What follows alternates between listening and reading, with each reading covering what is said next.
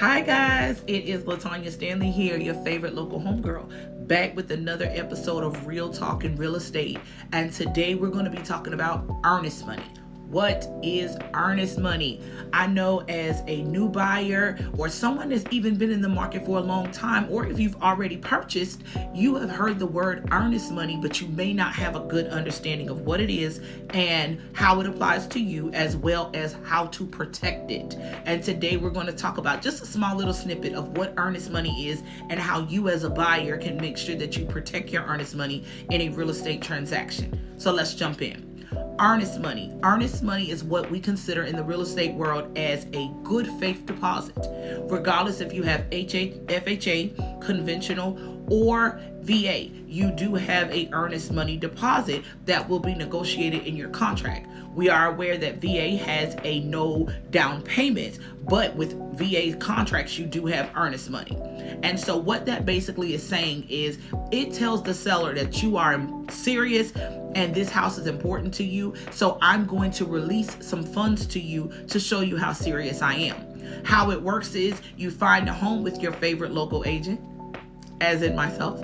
You find a home and you tell them, I love this home and we definitely want to move forward. Your agent will then educate you on the current market so that we can make sure that we put down a good number for your earnest money. Typically, it's $1,000 or 1% of the purchase price, but it's definitely negotiable. And I recommend that you speak with the agent about it, as well as to make sure that you're putting forth the best effort to show how serious you are with the home. So you go through the contract process, you give the earnest money. The earnest money is typically held by the other party's brokerage, or it is held by the closing attorney in escrow. I always recommend using the closing attorney in escrow that keeps both parties neutral to it. That is my preference. Your agent may have a different preference, as well as the listing agent on the other side may have a different preference as well. But it is held and you are given a certain time frame in which you have to release that money. Some people have different terms. You can wire it, you can write a check, or you can sometimes you can do some things online electronically. Everyone has a different process. It depends on what state you're in and your current transaction. So now you've released that money and it's being held. So you're saying, now what happens to my money after that? It's held in escrow to make sure that we continue on with the real estate transaction. There are some instances where you can get your earnest money back. One of those is due diligence. Once you go through your due diligence time frame, we have discussed that before. That is the time frame when you are able to get an inspection and find any discrepancies with the home that you may want to address.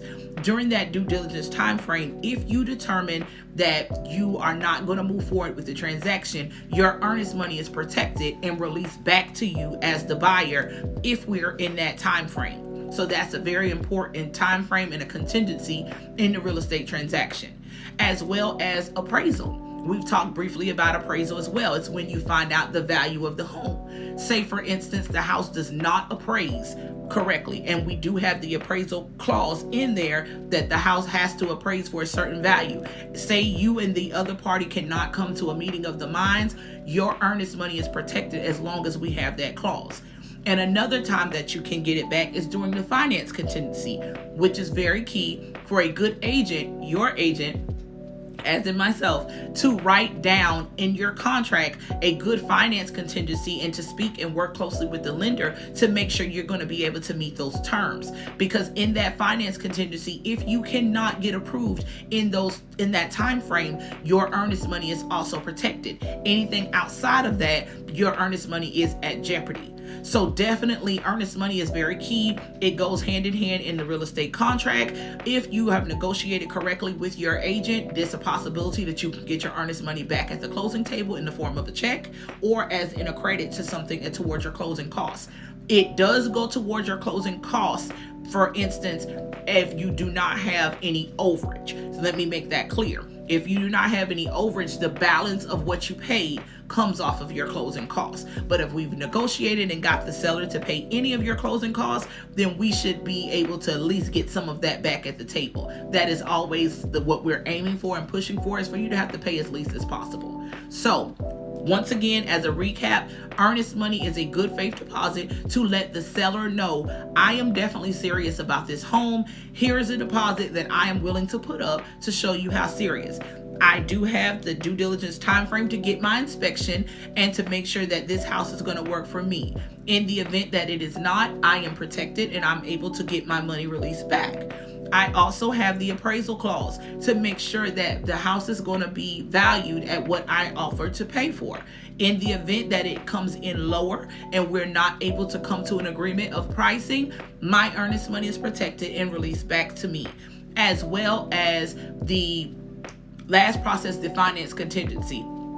As long as you are able to meet your finance contingency, the earnest money is then applied to closing costs, or it is released back to you in the form of a check. If you cannot meet finance and your agent has put a time frame on there to protect you as in a certain amount of days, if you're within those days and your lender does not think this transaction is going to work, your earnest money is also protected and released back to you. Earnest money is very important, and we are always protecting your deposit as your agent. Your agent is always looking out for your best interest and making sure that that money is going to be returned to you in the event that the transaction can't work. We are always pushing to make sure that all transactions do go through though. Once again, if you have any additional questions, please follow my YouTube channel, or you can give me a call at 912-312-4213. Once again, 912-312-4213. My name is LaTanya Stanley. If you have any questions about your home buying or selling process, I would love to speak with you about it and go more into details of how we can assist you. I cover the Georgia market currently, but I also have referral partners in all over the world. So if you are definitely in the market, please give me a call and I'd love to assist you. Thank you guys and have a great day.